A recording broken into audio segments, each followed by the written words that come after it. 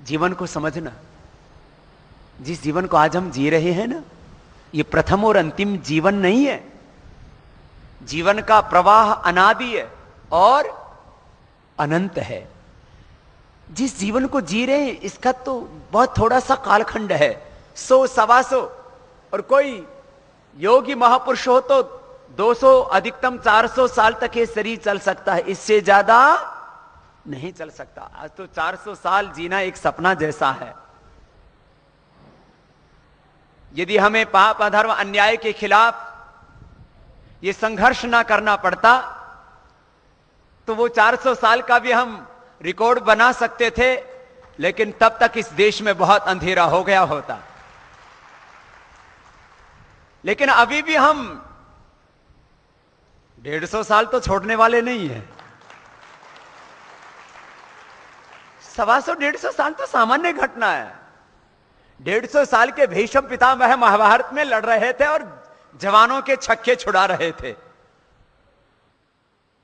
मैं यदि भीष्म पितामह नहीं हूं तो उनसे कम भी कैसे हो सकता हूं।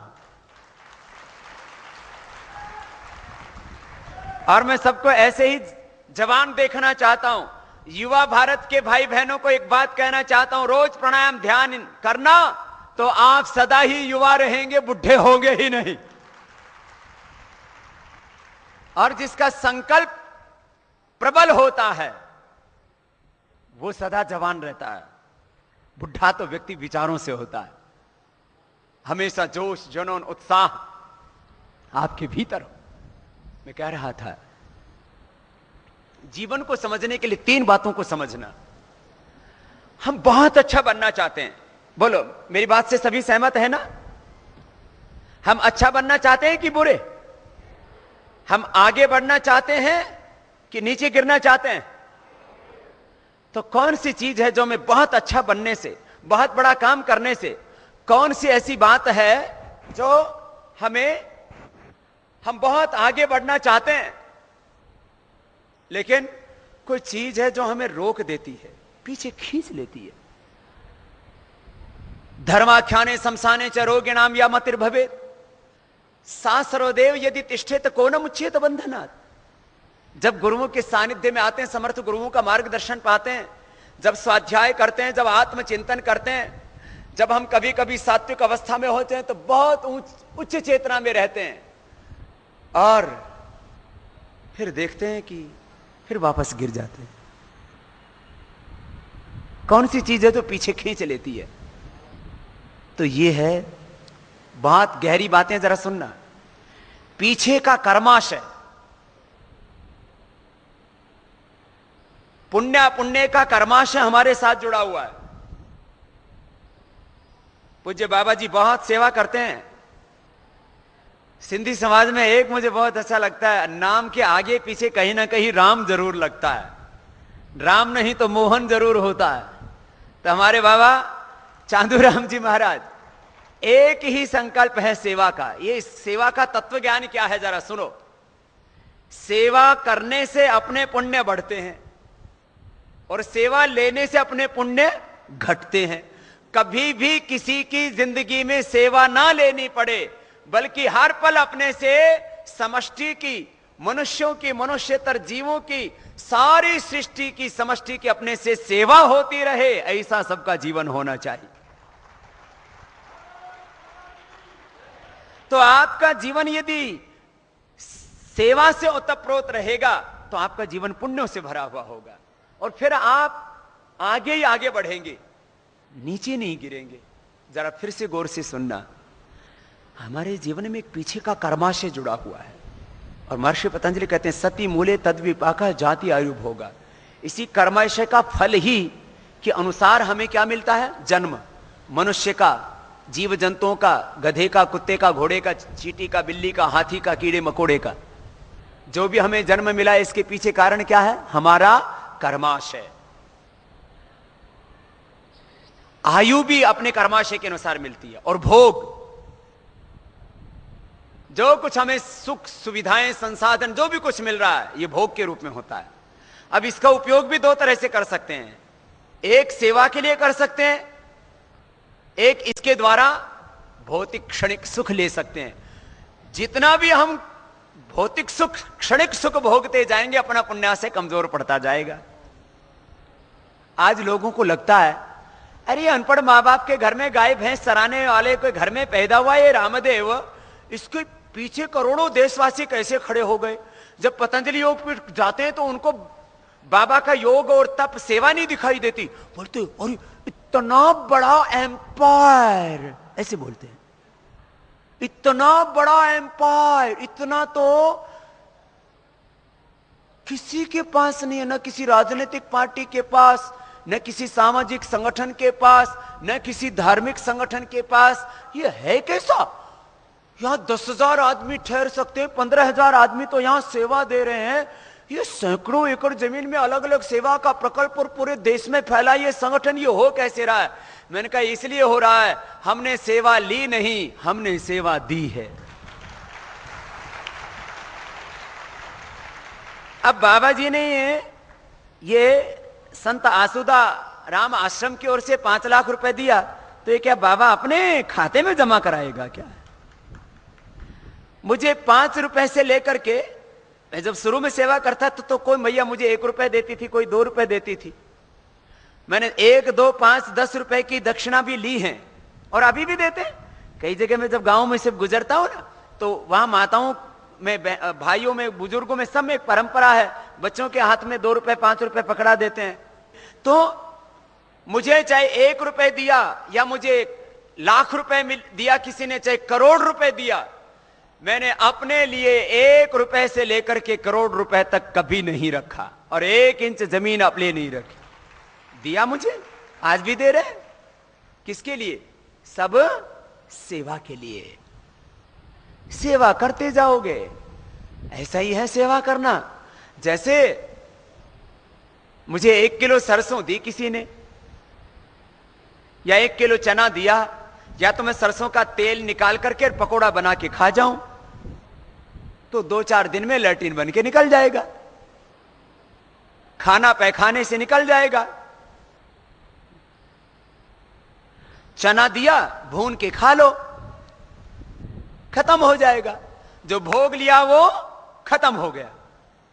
और मैंने उस चने को, जो 1 किलो चना या सरसों दिया, मैंने खेत में डाल दिया, फिर अगले साल भी नहीं खाया, फिर खेत में डाल दिया, फिर खेत में डाल दिया, तो 10-20 सालों में वो सैकड़ों हजारों टन हो जाएगा। इसको कहते हैं सेवा। बस उपभोग नहीं किया, उसका भोग करने से चीज खत्म हो जाएगी। यह है सेवा की महिमा। आप सब भाई बहनों से मैं एक ही बात कहूंगा, सेवा करते रहो, करते रहो, आपका जीवन पुण्यों से भर जाएगा, आपका कुल वंश तर जाएगा, और आपका यही जन्म नहीं, आने वाले अनेकों जन्म आपके पुण्यों से प्रकाशित हो जाएंगे, अनेक जन्मों तक को प्रकाशित करता है। यह है सेवा की महिमा। मैं कह रहा था जीवन में 3 चीजें हैं, जीवन को समझना है। मैं सबके लिए कहूंगा और आपको समझना है। हमें सत्ता और व्यवस्था परिवर्तन तो करना ही है, और वो तो होने ही वाला है। सबसे बड़ा ध्यान अपने जीवन को बदलने पर देना। हम सत्ता भी बदल देंगे, व्यवस्था भी बदल देंगे, देश नहीं हम दुनिया को भी बदल देंगे, लेकिन युग निर्माण करने से पहले आत्मनिर्माण सबको करना है। इसके लिए कोई कमी नहीं छोड़नी। तो सुनो, क्या क्या करना है अपने को। एक तो ये जो पीछे का कर्माशय है ना, इसमें पुण्यों को बढ़ाना है और जोड़ते जाना है। हमारे अच्छे कर्म थे, इसलिए हमें स्त्री या पुरुष के रूप में जन्म मिला और भारतवर्ष में जन्म मिला। हमारे जीवन में किसी चीज की कमी नहीं है। ये जो गरीबी भी है ना, ये भगवान की देन नहीं है, ये हमारे कर्मों का फल नहीं है, ये गलत व्यवस्था का फल है। हम गरीब अपने कर्मों के कारण से नहीं है, हम गरीब अपने देश के कारण से नहीं, अपनी जाति मजहब के कारण से नहीं है। हमें गरीब तो कुछ बेईमान लोगों ने बनाया है। अपने जीवन को देखो जरा, वापस आता हूं। एक है कर्माशय और दूसरे हैं संस्कार। दूसरी क्या बात है, बोलो जोर से तो बोलो। कुछ आदमी आपने देखा होगा, बोलते तो हैं लेकिन हमेशा मीठा नहीं, कैसा? कड़वा कड़वा बोलते हैं। चाहे उनको रसगुल्ला खिला दो तो भी तुरंत कड़वा ही बोलेंगे। क्यों? कड़वा बोलने का स्वभाव हो गया है, देर से उठने का स्वभाव हो गया है, ज्यादा खाने का स्वभाव हो गया है, काम न करने का आलसी स्वभाव ही आलसू हो गया है, आलस्य का स्वभाव, अकर्मण्यता। फिर पता नहीं क्यों एक दूसरे से ना प्यार नहीं कर पाते, तो मन में संशय भ्रम उलझन फंसे रहते हैं, है ना। अपने लिए भी शंका करते हैं, गुरुओं के प्रति भी शंका करते हैं, माता पिता के प्रति भी शंका करते हैं, कुछ लोग तो भगवान के प्रति भी शंका करने लग जाते हैं। ये स्वभाव से है, और ये स्वभाव बनता है संस्कार से। तो 3 चीजें हैं, इनको ठीक कर लो तो आपका जीवन बहुत ऊंचा बन जाएगा। कर्माशय, संस्कार और स्वभाव, ठीक है ना। तो फिर आप आदर्श व्यक्ति बन जाएंगे। सुनो, एक बात नोट कर लेना, ये 3 बातें नोट कर ली सबने। किन चीजों को ठीक करना है? जीवन को ठीक करना है तो इसके मूल में जाओ, इसकी नींव में जाओ। 3 चीजों को ठीक करो, कर्माशय, संस्कार, स्वभाव।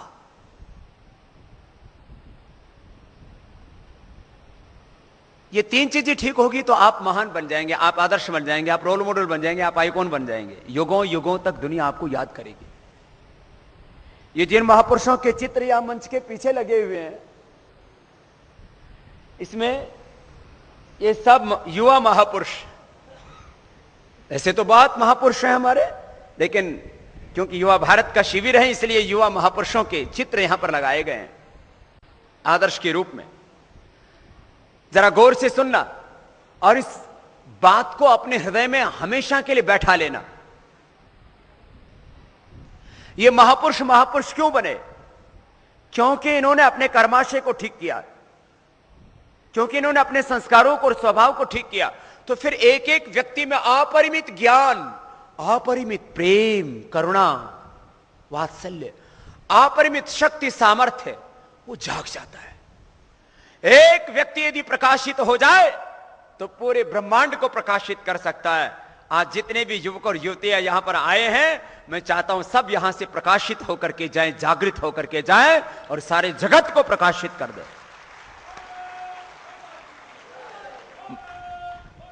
भगवान राम, भगवान कृष्ण, आचार्य चाणक्य, महर्षि विश्वामित्र, महर्षि पतंजलि, महर्षि वाल्मीकि, गौतम, कणाद, जैमिनी, पाणिनि, पतंजलि, गुरु नानक देव, गुरु गोविंद सिंह, हमारे सभी ऋषि ऋषिकाएं, वीर वीरांगना, ये सब जागृत महापुरुष थे। इन्होंने स्वयं को प्रकाशित कर लिया था। सबके भीतर शक्तियां तो हैं, लेकिन कैसी अवस्था में है? प्रसुप्त अवस्था में है। ये स्कूल कॉलेज में जाते हैं तो क्या करते हैं? भीतर का जो साइलेंट टैलेंट है, साइलेंट नॉलेज है, उसको एक्टिवेट करते हैं। उसका एक तरीका है, भीतर ज्ञान है लेकिन उसको जागृत करते हैं। कैसे? गुरु के माध्यम से, शास्त्र के माध्यम से, अनुभव से। गुरु से, शास्त्र से, अनुभव से, प्रकृति से सीख सीख करके और ध्यान योग करके अंतः प्रज्ञा को जगाते हैं। है तो अंदर, लेकिन ऐसे ही जैसे आप लोग गन्ना चूसा है ना, मीठा होता है, वो मिठास कहां से आया? गन्ने से। गन्ना कहां था? मिट्टी में। मिठास कहां से आया मूलतः? मिट्टी का ढेला उठा करके खा के देखो, मीठा लगता है? आम में मिठास है, कहां से आया?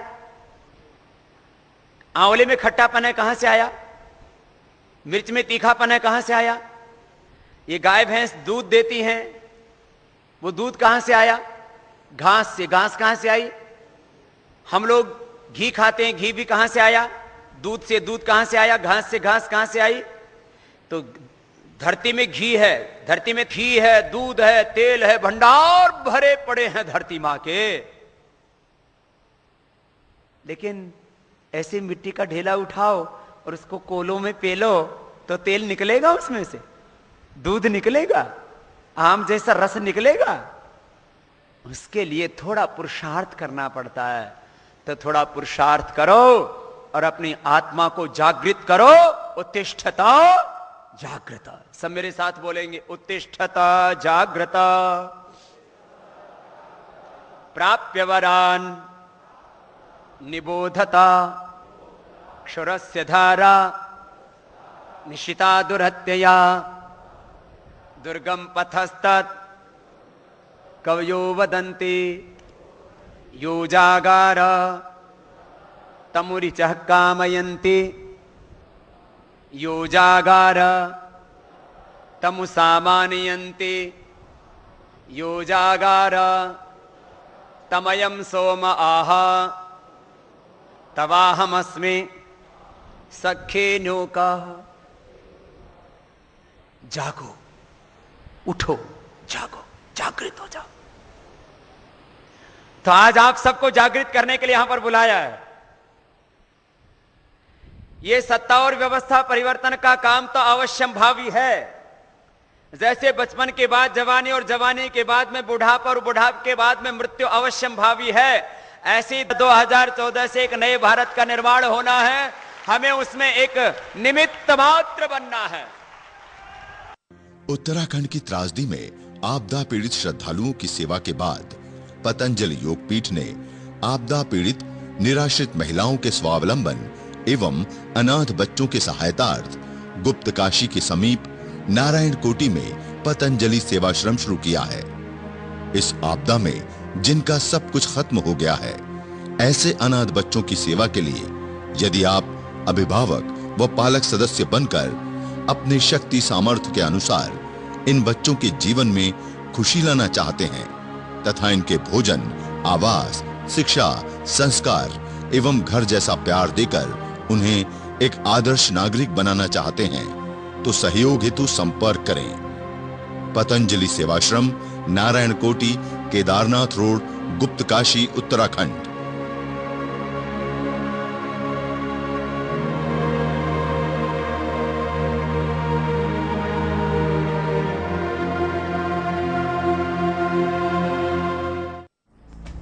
जो भी विचारशील, जागरूक, देशभक्त युवक युवतियां स्वयं पूर्ण जागृत होकर ऋषि ऋषिकाओं एवं वीर वीरांगनाओं की तरह सत्य, धर्म व न्याय की स्थापना के लिए सत्ता व व्यवस्था परिवर्तन के कार्य में बड़ी भूमिका निभाना चाहते हैं, वे आस्था चैनल प्रातः 5 से 7:30 एवं रात्रि 8 से 9 बजे अवश्य देखें।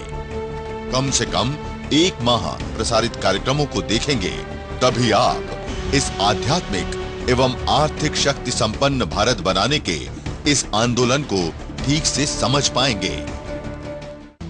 महंगाई का मुकाबला करने के लिए 100% शुद्ध व स्वदेशी पतंजलि आयुर्वेद के विदेशी कंपनियों से 2 से 10 गुना सस्ते हर्बल कॉस्मेटिक्स एवं स्वास्थ्यवर्धक उत्पाद अपनाएं।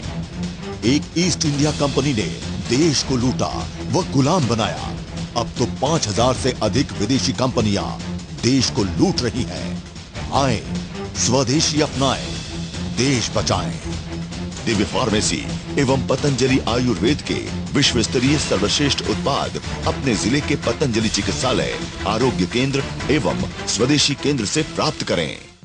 पतंजलि योगपीठ में 10वीं व 12वीं पास प्रतिभाशाली उच्च संस्कारवान युवक युवतियों के लिए वैदिक गुरुकुलम तथा स्नातक व परास्नातक युवा जो आजीवन राष्ट्र की सेवा हेतु संकल्पित हैं, ऐसे सेवाव्रतियों के लिए विशेष प्रशिक्षण पाठ्यक्रम तय किया गया है। इस प्रशिक्षण की प्रक्रिया में आचार्य, प्राध्यापक एवं संरक्षक के रूप में वेद दर्शन, उपनिषद व व्याकरण आदि के निष्णात वैदिक विद्वान तथा अर्थशास्त्र, विधि शास्त्र, राजनीति विज्ञान, समाज विज्ञान एवं इतिहास आदि विषयों में प्रामाणिक विशेषज्ञ जो निस्वार्थ भाव से राष्ट्र के अभ्युदय एवं उत्कर्ष के लिए अपनी सेवाएं समर्पित करना चाहते हैं, वे तुरंत संपर्क करें। 09161921981, ईमेल patanjaligurukulam@gmail.com।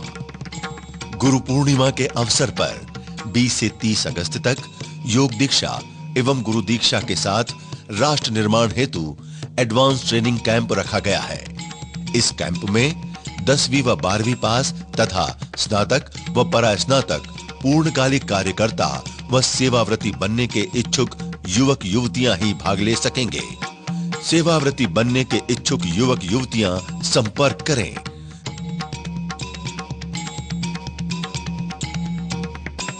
बीस से 30 जुलाई तक होने वाले योग दीक्षा एवं गुरु दीक्षा कार्यक्रम का विशेष प्रसारण आस्था पर अवश्य देखिए।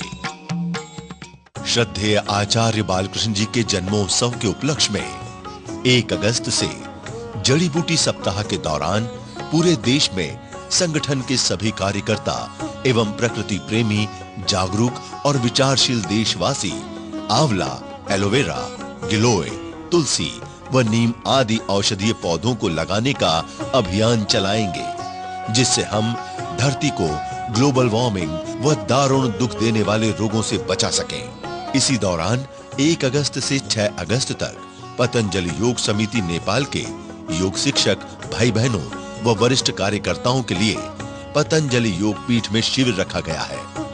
पतंजलि योग पीठ की नेपाल शाखा के अंतर्गत लगभग 30,000 योग शिक्षक एवं कार्यकर्ता निस्वार्थ भाव से सेवा दे रहे हैं। नेपाल को आध्यात्मिक एवं आर्थिक शक्ति संपन्न बनाने के लिए बड़ी कार्य योजना हेतु ये शिविर रखा गया है। अधिक जानकारी के लिए संपर्क करें। पतंजलि योग पीठ नेपाल, मंडी कटार, काठमांडू। संपर्क सूत्र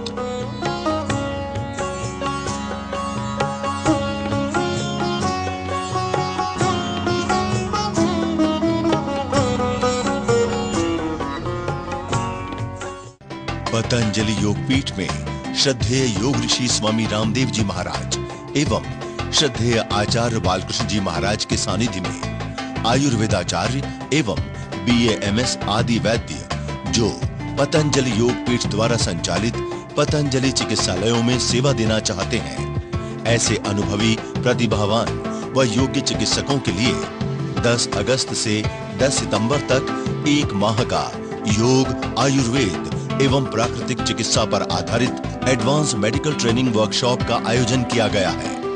प्रशिक्षण के बाद सुयोग्य वैद्यों को श्रेष्ठ वेतनमान के साथ पतंजलि चिकित्सालयों में सेवा प्रदान की जाएगी। इस चिकित्सक शिविर में भाग लेने के इच्छुक वैद्य तुरंत संपर्क करें। पतंजलि योग पीठ हरिद्वार।